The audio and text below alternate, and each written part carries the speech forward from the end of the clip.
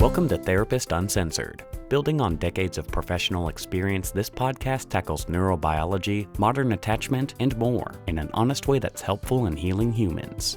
Your session begins now with Dr. Ann Kelly and Sue Marriott.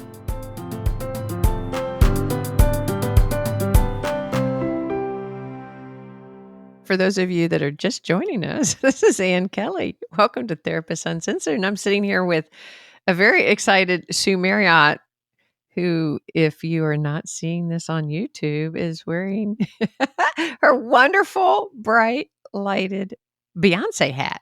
That's right. It's a white cowboy hat that has lights flickering. Hope you can see it. And my t-shirt that says Strong Texas Women, because today is when our book is finally released, and I'm feeling celebratory and relieved and excited. And how about you?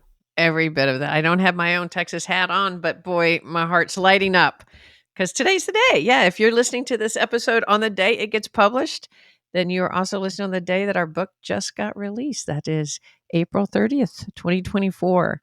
Woohoo! And we wanted to jump on and have this episode be one of celebration, and we thought we'd kind of like start telling you what's in it. Why we're excited. All right, I'm going to change my lighting occasionally just to keep it mixed up. Yes, okay. So here's our plan. Is what we're going to do is we're going to do a little bit of a deeper dive on. It has three big sections. Today's episode is going to be really looking into the first section. That way, if you don't have the book, can't ever get the book, don't want to buy the book, that's cool. There's still so much information in here worth sharing. And yeah, we want to share it with you. We want to celebrate with you. Also, before we go too far, this will only work if you happen to be listening to it the day it comes out. But tomorrow, which is May 1st, there is a incredible online launch. And I say incredible because, Anne, you and I could never have dreamed. We would have never in a million years dreamed of what this has morphed into. That's so true. Do you want to say a little bit about what that is? So Robin Goebel is going to be co-hosting with us. And we have invited so many of our past guests that are just powerhouses, those that we respect. We were excited each time we got each one of them on the podcast. Everybody from Alan Shroof to Carol George, attachment gurus. Debbie Jacobitz is coming. And although she has resisted coming onto the podcast, I think she's rather shy. She is one of the big attachment researchers. So she's going to be joining her friends Carol and Alan. And then we have individuals that have been working with and reading, or not even always working with, but just like everyone that's been in the field know these names. Yeah, we've been reading about them, studying them, learning from them for many years. We just finished recording our episode with David Elliott, and he's going to be there, and he was excited to meet these individuals. Stan Tatkin, Lori Gottlieb. Tina Payne Bryson. Oh, yeah, Tina Payne Bryson. Linda Ty, Ariel Schwartz. There are so many incredible people. You started to say Liz Plank. There's also some local folks that are amazing. Since this is only going to be good for one episode as far as what you missed, we won't name everybody, but it is a powerhouse group. If you enjoyed a recent episode we just did with Sheena Young, Dr. Sheena is going to join us. Lyceria Perez, Deborah Chapman-Finley, so many of just the amazing, amazing group. Dan Siegel is a maybe, and so is Jill Bolte-Taylor. So if you would like to join the idea, it's a book launch. We encourage you to buy the book. But honestly, at this point, just come. If you're listening to this and you're interested, just come. Go to therapistuncensored.com and then look for the events page and look at the virtual launch. That's how you RSVP. That's how you'll get the link. And also, by the way, we'll probably be live streaming it on Facebook. So if you don't do that, then look on Facebook at 6 p.m. CST Central Time. And that way you'll get to see everybody from wherever you are in the world. We're going to record it. We're going to live stream it. This is a big deal.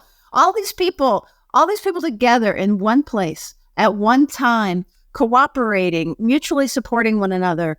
It is just, I would never in a million dreams have imagined this level of support, ever. I know. It's so exciting. And truthfully, your hard-ass work is a big part of this happening. Both of our hard-ass works. Yes, but your hardest work making this launch happen, man, that is an amazing, amazing feat. And, it connects to our book, which is, obviously it connects to our book because it's the launch of the book. So that's not rocket science. But I guess what I'm saying is the fact that people are going to come is connected to the passion of our book. Our book is Secure Relating, Holding Your Own in an Insecure World. And the major premises is that we need to stick together in connection, that a lot of the pain that we are experiencing in our communities and our families and across the world has to do with the feeling of activation, defensiveness, divisiveness, polarization, and pulling together in connection. And all of these people that are joining us have been on our podcast, including all the audience members that have already RSVP'd, the whole community, any of you listening right now, even, I'm sure, unless you're just happen to drop in for the first time, which welcome, we're super happy to have you. We hope you stick around. But so many, we have dedicated listeners that have been supporting us all the way through. So I didn't mean to cut you off there, but I'm just wanting to widen this community event to include every single one of you listening, everybody that's going to be there at the virtual launch tomorrow. Yes, but I guess what I'm saying is it's not necessarily supporting us. Yes, of course, I love you guys for supporting us and being there. But if you're listening to this or if you're on this podcast, it's because you care and are trying to do your part to help yourself and other people relate more securely in the world. These researchers have been studying attachment. These therapists and clinicians that write about things have been promoting helping people stay connected in their own theoretical way, in their own models. And if you're a listener out there, you're listening because you want to ground yourself and help ground your relationships and other people. And that's what this is all about. This is a connection of people who really believe in deepening security and spreading that far and wide. And when we started the podcast, it was spreading security one conversation at a time was our tagline. And it continues to be. And now it is through our book that we're trying to also spread it. So I am a real encourager of you getting the book. I know Sue said, get the book, don't get the book. I'm going to say, no, get the book. But partly it's get the book because we've done so much work in there, years of work to try to bring the sciences out. Like you said the last time, from what was it that you said in the from the annals of research. From the annals, that's an Easter egg. If you guys know where that came from, to bring it from the annals of research. We're digging it out.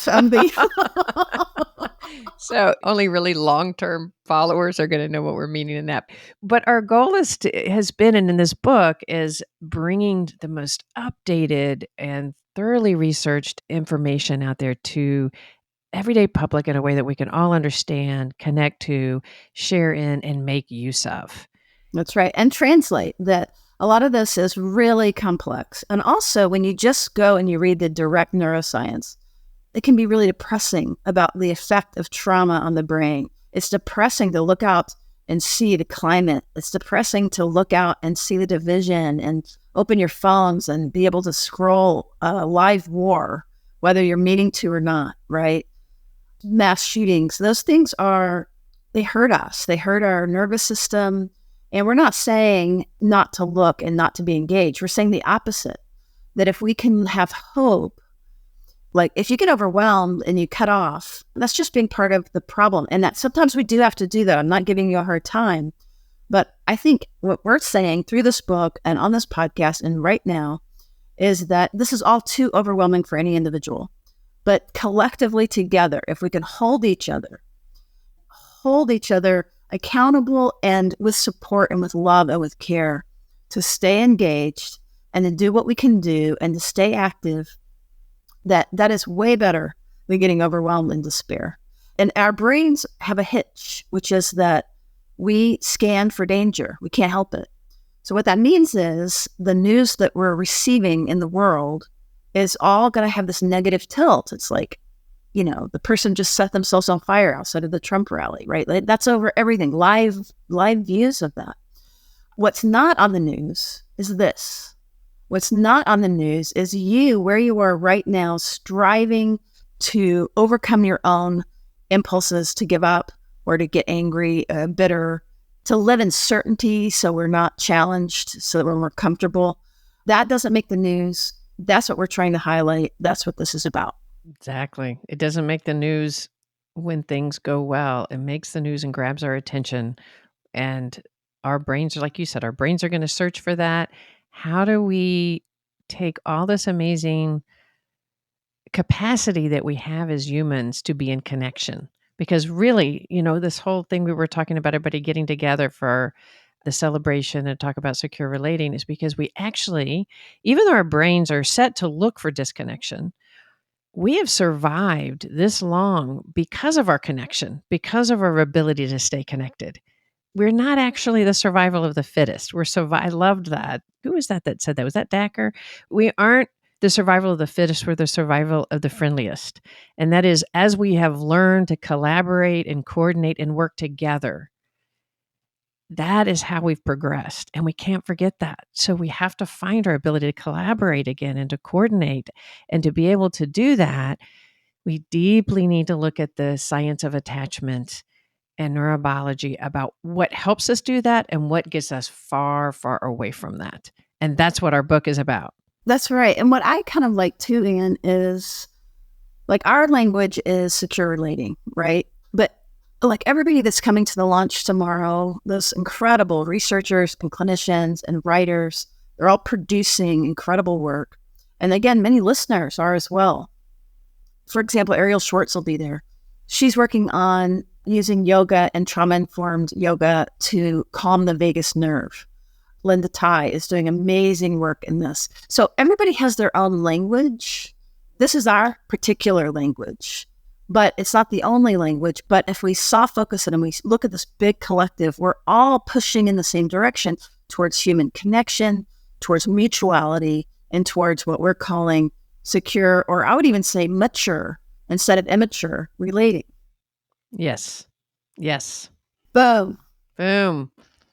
And we all have to start this journey together, but also it's about holding your own. That's why the title of the book is Holding Your Own, because the more we can learn, it's so tempting to think the answers to the world out there is if they would just do this, and this, or if everybody else would, or it's like trying to beg that we could sort of get a grip. But what we really need to do is hold our own. We have to learn what activates us, how to tolerate differences, how to tolerate a lot of discomfort in our body. This isn't about us all holding hands together and just say, let's just get along, because that isn't going to happen.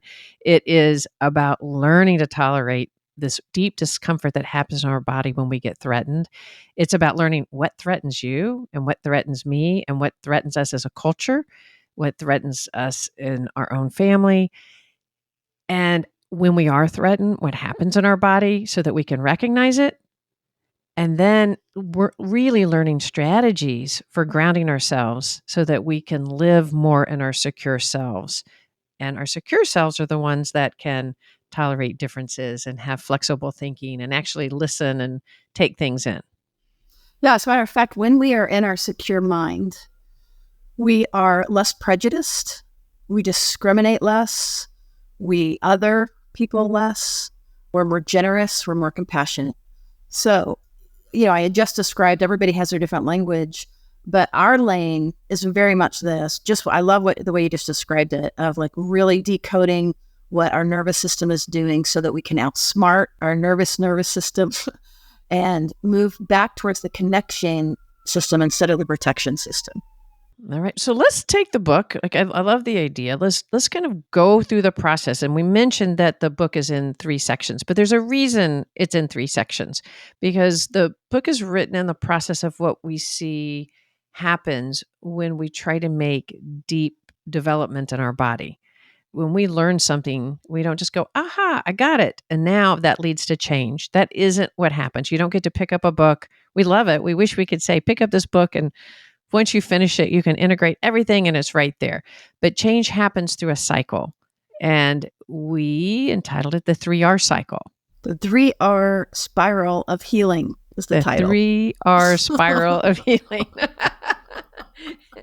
By the way, our idea with this episode is that even later, if you're reading the book, perhaps you can come back and revisit this episode and maybe we can give a little bit more juice to it. But also we want to hear from y'all as you read it. By the way, as you get your books, anybody that's pre-orders about to get them in their hands, please take a picture and post it and tag us and let us see and give us feedback. We really want to know from our listeners what you think. But before we jump into the first section, I wanted to start with our dedication. And I want to read that out loud and just spend just a second there. It says, dedicated to all the sturdy survivors out there who have shouldered the care for those who weren't able to care enough for themselves. So, dedicated to all the sturdy survivors out there who have shouldered the care for those who aren't able to care for themselves. What is your association to that? It's such a short dedication, but boy, is it powerful. And did it take some time to really decide what we wanted to dedicate the book to? And it was very important to say who aren't able, not unwilling, not refusing to, but unable to take care of themselves. And that there's so many individuals that have had pain and trauma and generational abuse, addiction, all sorts of things that have never had the resources or been resourced enough to be able to more deeply take care of themselves. And it evokes other individuals to hold their weight sometimes. And the people, even now you're hearing a lot about overdoses and opioid epidemic, but we don't hear about all of those human beings behind them. The mothers, the sisters, the brothers, the siblings that have been carrying the load that this person couldn't carry or the difficulty that they created, worrying about them, cleaning up, getting them in treatment, doing all of the labor. And we wanted to really highlight all of you, every single one of you that might have a brother or an uncle or a father or a mother or whoever it is that you love or that is in your family, in your life, that you've had to do more than your fair share. And I almost can't think of anybody in our immediate circle that that's not true for. I had a brother, my younger brother, died of an overdose, an accidental overdose to opiates. And he had been troubled his entire life. And I have a mother and a sister and myself who literally took turns kind of taking care of him and struggled. And that's just one example. Fathers and uncles and, so many people. And I know, without going into detail, you have a version of this as well. And I can't think of anybody who doesn't in our world. I don't know why that is. Do you think it's like genetic luck or something that we've been able to be more functional than some of the people around us? I think it has literally to do with having other people that were supportive. Like even those individuals that we're taking care of had spent time at a different part of their life taking care of us when those other people couldn't. I think it has to do with systems. It has to do with luck. It has to do with privilege.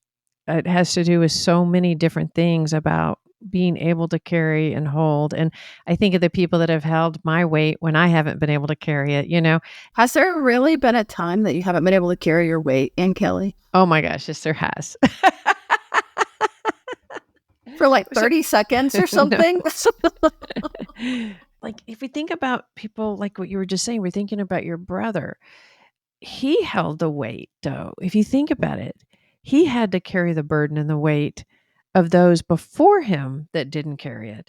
And if you think about systemic abuse and to think about him being a man in the culture that he was raised in and how much some of that burden was handed to him because they weren't able to hold it. So this dedication, it crushed him. And you're right. We can run it up the line. We can go up the genetic line or the familial line or however, our ancestors.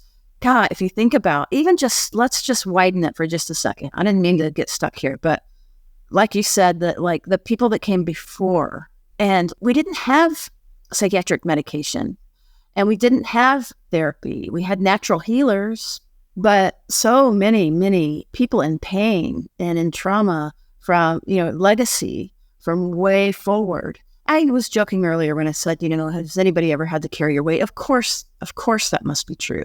And I certainly carry it for you and you carry it for me. It's not really like we're weightless and we're carrying other people's weight, for sure. And I appreciate you saying that. But I also think about all the hard work.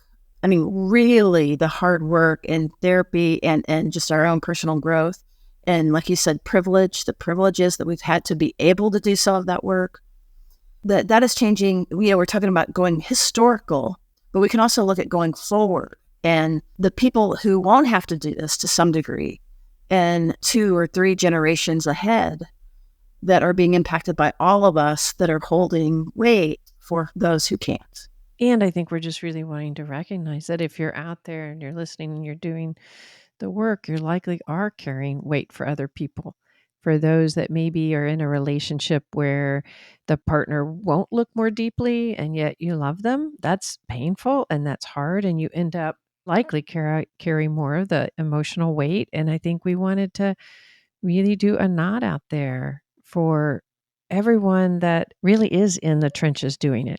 And if we think about this more globally, we all may be carrying some of the weight, and we are going to have to carry the weight for those that are going to choose not to and that are going to stay more in their defensive, polarized, reactive, us and them thinking.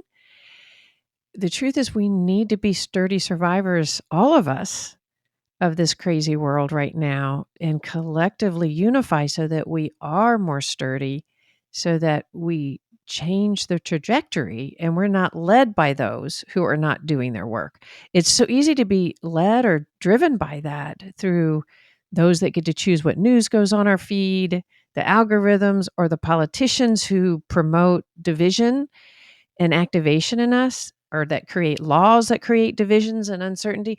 And I'd like to revisit it to reconceptualize that as that those are individuals that are not right now, for whatever reason, able to do their own work, to look at their own activation and to go more deeply so that they're focused on security and building connection in a more stable world instead of a more unstable, rigid world.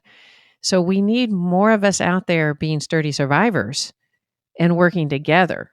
But I definitely have something to say about this because even though we're talking about carrying more than our fair share of the weight, the other thing we're talking about is holding our own.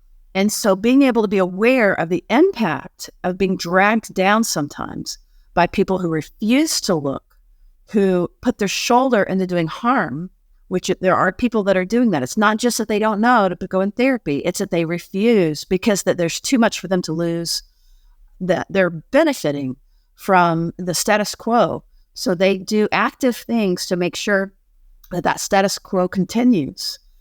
So holding your own also means not holding weight of some of these folks that have just, I'm just thinking of just the traditional, manspreading, right? If a guy is sitting and his legs are really wide and he's in our space, like we're the ones that will tend to pull over. And holding your own might mean spreading your legs. You know what I mean? Like having a little conflict with his knee because he's in your space. So it's not at all rolling over. It really is noticing the impact of your work and what you're doing and how much you're holding. And also at the same time, being connected across interpersonally, that sometimes we are still going to do that even if we're the ones holding more of our weight. So I didn't mean to go down that whole rabbit hole, but I resonate so deeply, and I know so many people do. There's no rabbit hole. That's like, what do we mean by holding your own? I think that's the whole intent, and this whole episode may be the dedication and the title, evidently. But what does holding your own mean? It's awareness of self and others. So it's awareness of holding yourself, but also recognizing the triggers, et cetera, of other individuals. And holding your own probably doesn't mean, stepping on the foot. And, it means being able to hold self and be clear and hold others that they may not be aware of the space they're taking up. And how do we bring awareness by holding self in recognition of what may be happening for other people when they're not holding their own, or when they're missing it, or when they're thrown off, and so that we can bring awareness. Right. So like even with the manspreading, holding your own, maybe no one's ever pushed against his knee and he needs that feedback. And he might appreciate that feedback, not be unaware because the world kind of divides for him. You know what I mean? Gives him room. So holding your own really is also about holding other people accountable.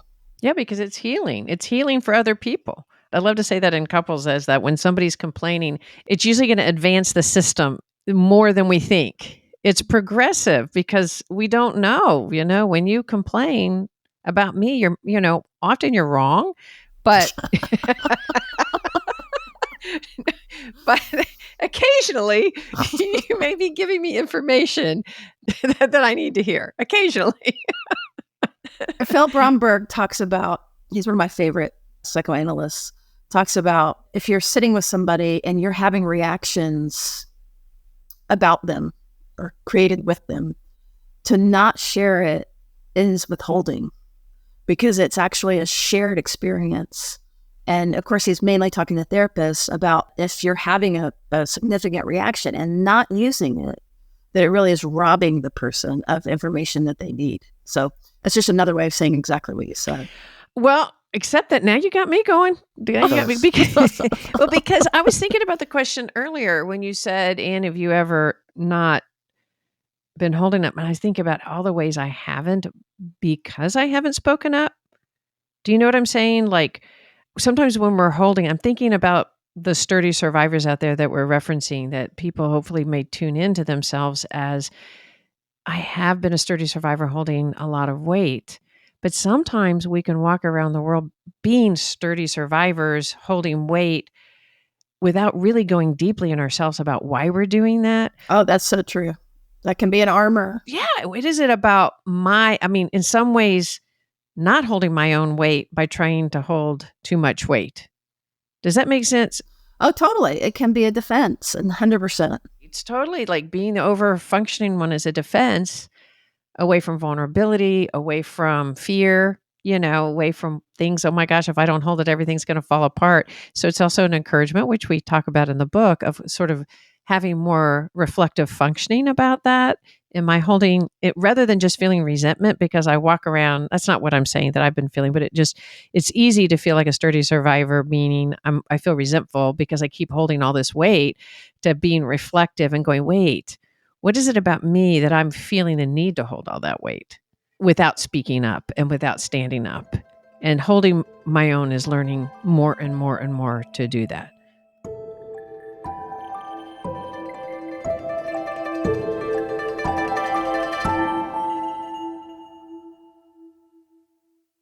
Hey, every now and then we want to remind everybody that we want to thank our sponsors. Without them, we would not be able to continue to provide this free and totally accessible around the globe, all over the world.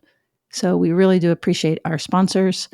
If you would prefer an ad-free feed, you can certainly get that at therapistsuncensored.com/join. For as little as $5 a month, you can get an ad-free feed and be part of our Neuro Nerd community. But in the meantime, again, we really love and appreciate our sponsors because it gives us these incredible opportunities. And our very first sponsor ever, that has continued to be our sponsor, I wanted to give you an update on them because we are continuing to use them. That is AG1. Ann and I still use it daily. It's part of our morning routine. And here's why. We want to make sure we get all the high-quality vitamins, whole food sourced superfoods, probiotics, and adaptogens we need every day. And we are ridiculously busy. So one scoop of AG1 in our smoothie guarantees basic nutritional cornerstones are met before we are even out the door. It is efficient, which we appreciate, and it tastes really good. If you've been listening to this podcast for a while, you will certainly appreciate how hard stress is on the body for us. And anything that we can do to reduce stress is very good. And we also, I'm sure, appreciate how important our gut biome is. And it's always really hard to figure out what to do to help your gut biome. You can definitely hear, it affects mood, it affects thinking, it affects, it's basically our second brain. But it's always hard to know kind of exactly what to do to have a good, healthy gut. Well, we turn to AG1 for that. Their parent company, Athletic Greens, keeps up with the latest science, and based on the latest data, they iterate their product to keep improving it. Plus, the ingredients are tested by a third party to ensure that what they say is what you get. So, based on my experience taking AG1 and my snooping around to make sure that they were good company, I recommend you check them out at athleticgreens.com/therapist uncensored. Be sure and use that link because for our listeners, they will give you a free year's supply of vitamin B and free travel packs for you to be able to take this superpower on the road with you. That's athleticgreens.com/therapist uncensored. So for you, holding your own is partly learning how to not hold other people. Yes. And to need more. So every time you say the word sturdy survivor, I think about, at one point I did an evaluation with an MMPI and we talk about the high 4. Just very briefly, the high 4 on the MMPI, one way of thinking of it is that it's not antisocial, but it's roughly the higher you are on it, the more likely you are going to break norms and things like that. I have an elevated 4, and that shows up in wonderful ways, and I love it, actually. However, the way that it was described to me about what it meant, it didn't mean necessarily that I was just out for myself and just breaking norms and, running through a stop sign in the middle of a mall parking lot because there's nobody around. It's like stupid to have a stop sign there, so you just go through it, like silly things. But what I'm getting to is that the way that was described to me was that was an adaptation. It was described as sturdy survivor, like that I had to learn. I didn't have people there that I could not know and let them, like an authority figure, to trust. So I became my own authority figure. And along with the rest of my profile, my high 4 meant more about sturdy survivor. So there was a sturdiness to it. It can be kind of elbowy or what have you. Not that you would know anything about that, but about my elbows. But I just, that's what comes to my mind, and I love it. And I think that there's so many people in the world that can relate to what we're describing. But we should probably move on. What do you think? I think we should. Let's move out of the dedication, shall we? Well, I wanted to make one more quick comment before we get to the specific content, which is that one of the things we did, and I'm really appreciative of HarperCollins doing this, and this was suggested to us by some folks, and I'm so happy we did, it's a small thing, but moving the acknowledgments to the front of the book. And it's very representational of how we feel and what we mean, which is that we start there and we start with our humility and our acknowledgments and then everything flows from there versus it being stuck in the very back. Nobody ever sees it. And it's almost like a happenstance. So thank you, HarperCollins. I won't say more about that. It represents what we were talking about earlier. We need to start with our acknowledgement because it includes so many contributors to the way we think, how we've been trained, the way we orchestrate ourselves. So another thing I noticed, you read for the Audible. By the way, guys, it's on Audible. Pick it up at Audible. Super cool. And read for us. Thank you. And then there's also a little... That was hard, by the way. Yeah. There's a conversation that she and I have at the end, which was really fun. Yeah. But I noticed that they didn't include the acknowledgments in the Audible. So... Oh, really? Okay. Yeah. Well, you would have read them, and I don't think you did, right? No, that's a very good point. No, I didn't. That's right. So the Audible leaves out the acknowledgments. I don't know exactly what that's about, but just FYI. So part 1, recognition, the power of awareness. Well, I think let's talk about the 3 R's, how we wrote it. So we did it in the 3R healing spiral. The healing spiral. And that's how the book is divided into 3 parts. So the first part of the book is recognition, because if you don't recognize what's going on, it's very hard to heal it. So it's the power of awareness. And then the second section of the book is reflection or building agency and ways to really understand what's going on once you recognize it. And then the last part, exciting part, rewiring, creating the deep change that you're hoping to have. So that's just the broad. That's right. And this isn't brand new, right? Different people have a different way of describing it. I noticed that David Elliott's work in his course, they correspond. So recognition, part of it is like so many of us, or let's say you're in therapy, but your spouse isn't, right? They're not even on the path of becoming aware. He talks about collaboration, verbal and nonverbal collaboration. And to me, it roughly corresponds with getting on board with that there's something to do, noticing that things aren't just the concrete way we think of them, but that there's this whole beautiful, rich inner world that we can't see that we can begin to explore. And then the second one, metacognition, being sort of roughly like beginning to make sense of things, beginning to build a scaffold and a frame. Part 2 is when we're recognizing our triggers and we're putting it together, we're creating the story. It's very generative. And then the last one, his is about using imagination to rewire and to change your internal working model. Exactly fits with our third spiral. And why we say spiral, not steps, is because that's just the way it is. It's not linear. And I think of like a corkscrew, you know what I mean? You go down and things are terrible. You come back up. Yay. You go down again and you revisit a lot of the themes, but it's not a circle. You're not in the exact same place. You've moved ahead a little bit. And each time you spin around, you're moving forward. So that was the image of the 3R spiral. All right. So in this first section of recognition, we call this section kind of the brainy part, but it's not so brainy, but it is the part where we're giving a lot of information about how our body is wired and how attachment and wiring go together in our body. And we talk about gaining awareness, and we have relational neuroscience 201. And I think those sections actually end up being very informational, but I think they're fun. I think that they're written in such a way that you can learn a lot about your brain and your body and the integration of both of those, hopefully in a way that puts light bulbs on. Totally. We're really careful to try to make it accessible, but also with depth. And a lot of the feedback we've gotten is I think that we hit that good note. By the way, one of the things we're going to really encourage, because of the complexity and the depth of a lot of what we cover, this is a great book to read with a group. And Therapists Uncensored is sponsoring a reading group. We call it the TU Reading Pod, which is just a small group that gets together to read a book. But there's others forming all over, and we encourage you to connect with somebody around that. Partly, it's more fun to read that way, but also it's part of what we're talking about, which is about building community.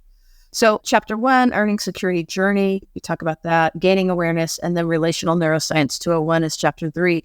But we've introduced a scenario, a couple. Do you want to say anything about that? Yeah, this couple is not anybody that I've ever seen or you've ever seen or we've ever lived, and yet it's everybody we've ever seen in some way and in our own world, right?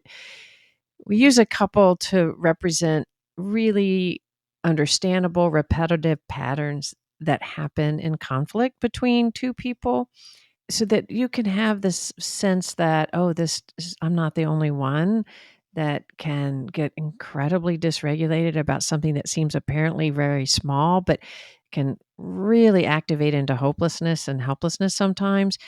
And I really love this couple because we track this couple all the way through the book in different What are their elements. names? And you meet DJ and Mia at the very beginning, and we have lots of characters. So it's not all about romance through this whole book. There's all sorts of single individuals and groups and polycules and queerness. Right. As a matter of fact, speaking of conflict, one little thing that we disagreed about, you're going to hate me saying this probably, but I didn't want to start with a cis heterosexual couple only because I wanted very quickly to get out there the inclusiveness of the book. But we ended up deciding to go ahead and do that. And you felt like that was pretty important. Do you want to say anything about that? Yes. Hey, notice, guys, she won that argument.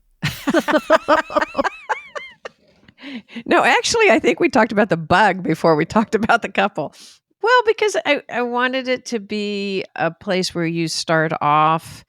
I think this couple, anybody can relate to, whether you're cisgendered or you're not cisgendered, or whether I think they're having conflicts that everybody can relate to. Whether you're gay, whether you're straight, I certainly can relate to them. And I just felt it was important to kind of start the book off in that way, then lead into when things start to feel more different for individuals that aren't as familiar with other topics, and their body comes along with it, where it feels more familiar and more comfortable to read about queerness, et cetera, later in the book as your body adjusts. It's an interesting point. Yeah, you were wanting to kind of have an easier on-ramp because that really does represent most people. And we were also shuffling race and a whole bunch of different, abilities and different things that we were working to represent. And so there is some of that in there, but it was just an interesting little conversation that we'd had. So Relational Neuroscience 201 is that, by the way, was the chapter that Steve Porges read for us and signed off on. So very happy about that. We think it's comprehensive but accessible.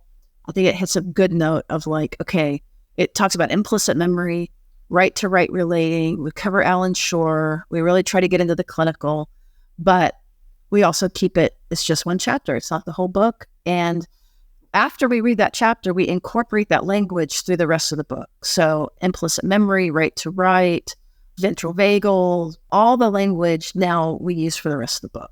Well, not too jargony. Yeah, I don't think we keep it jargony, but let's talk about that. Like, why is that important? In order to be able to make some rewiring and change in our relationship, why would anybody need to know about implicit memory or about ventral vagal or about hardwired types of activation in our body?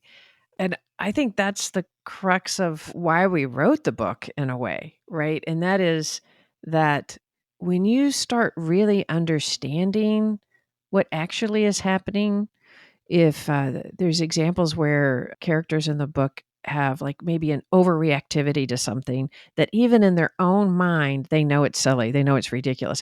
Just think about that, just thinking of, how often do you say, I can't believe I did that? Or I hear this from clients all the time. I know this is stupid. I know you're going to think this is stupid. And I don't think it's stupid. And partly because I have, fortunately and through privilege, a deep understanding of what happens in our body and why things get stuck in implicit memory. And by knowing that, it really sheds so much light, not only on yourself with self-compassion, but you quit seeing people in your life as stubborn or ridiculous.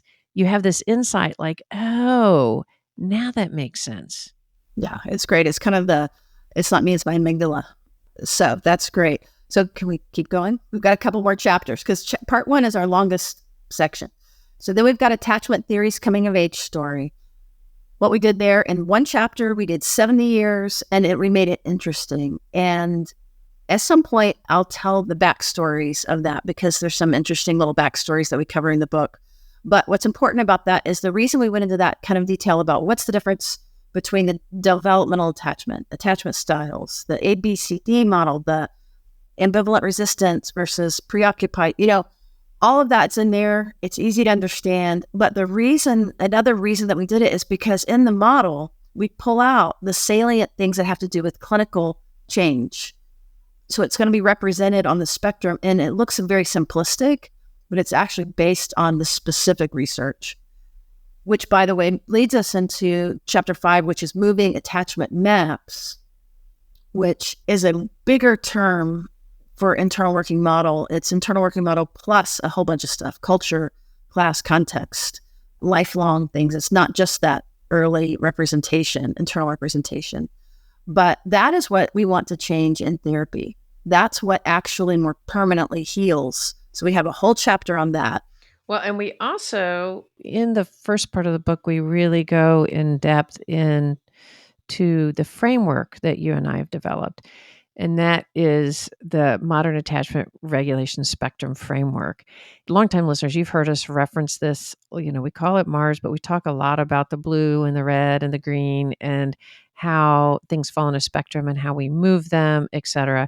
So we now in the book, you can read and see the visuals and understand more deeply, like you mentioned earlier, how all of this gets integrated. And the framework is done such a way, hopefully, that it's easy to use in your everyday life. It is not just these visuals just to help you understand, but we hope from them you can use them as a resource throughout the book and in your life about how to remember where you are in that one state of mind, where you fall on the spectrum, being able to recognize it, like, oh, I'm thinking I'm this far along on the red, and having some context for it and ways to get yourself back into security and into the middle. So I think that the outline of the Mars is a really important part for the first part of the book. It's also really good for therapists to be able to then communicate very easily to their clients.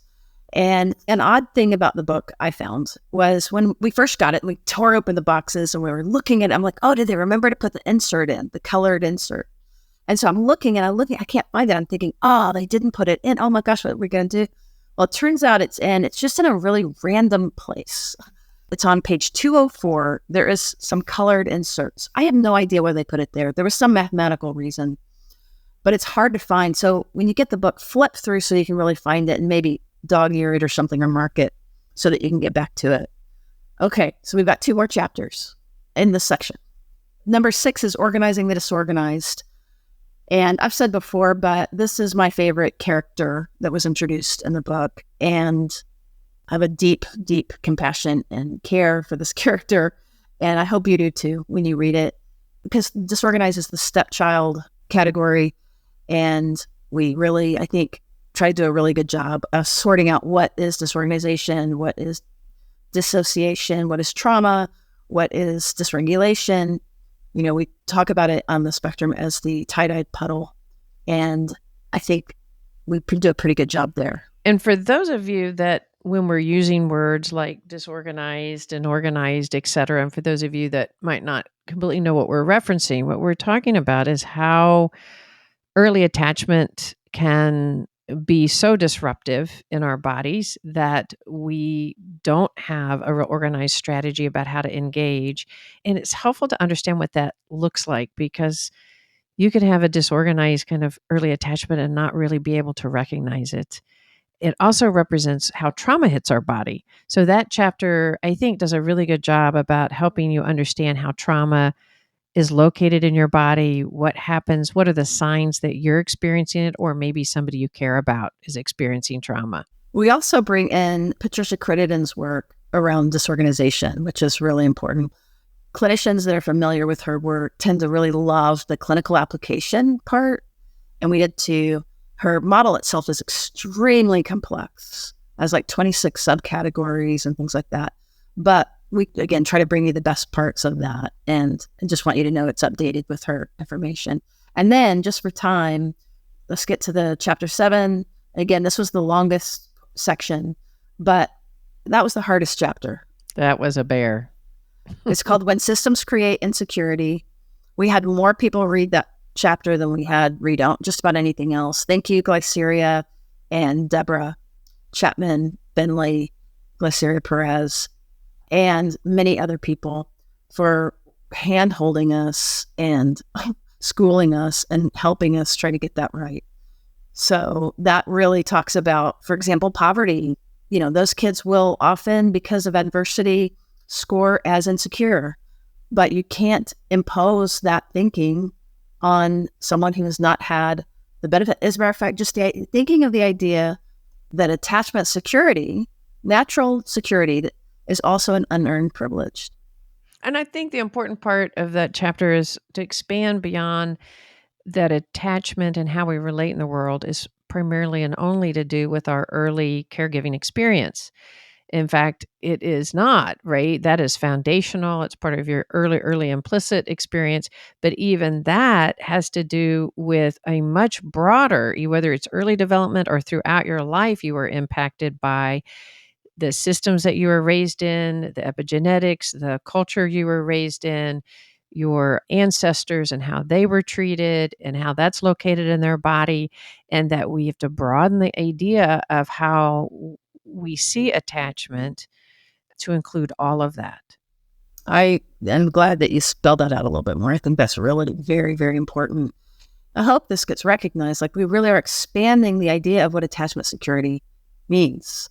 And the early researchers, this is back in the 50s. So, we've got white European wealthy scholars that are doing this work, yet only 5% of the world is represented by that group. But a huge amount of the psychological research is by that group and on students that are that group. By that group, I mean the weird, Western, educated, industrialized, rich, democratic. Again, that's not the majority of the world. So we bring that point out, really, and we talk about just a bunch of things. So culture, neurodiversity, race, a lot of things that are hard. And this is just scratching the surface. A book that I've just recently read is Jennifer Mullen, I believe, Decolonizing Therapy. It's a new one. If I had known about it, I think it wasn't out yet when we were writing this, but I am trying to get her to come on the podcast as well. This is a learning curve for us, isn't it? Yeah, for sure. For sure. A lot of growth. Yeah, really early in this liberation psychology. And this is just one little thing that we can do is to begin to push people to think in terms of a little bit wider definition of what attachment security might look like in different cultures. Absolutely. All right. So that is the first section of the book. What we do talk about in part 2 is diving deep into blue activation and how to warm it up, diving deep into red activation, how to cool it down, and trying to work to really help resolve some of the unresolved issues. So we'll leave it there. That's to come. And we made it. You can keep going. You can keep talking. I'm done. We won't even touch the third section about intervention. We'll just leave it there. All right. So thank you guys for joining us. We're very happy to be celebrating today with you. Send us pictures, send us notes, send us reviews. Yeah, we need y'all to spread the word. Please review the book wherever you get it. That would be really helpful to help other people find it. It's really, really important, and we would really, really appreciate it. So that's, of course, if you think really highly of the book. If not, just send us an email. SecureRelatingBook.com is where you can purchase it. And that's it. Thank you for joining us, and we'll see you around the bend. We love you guys. Love you guys.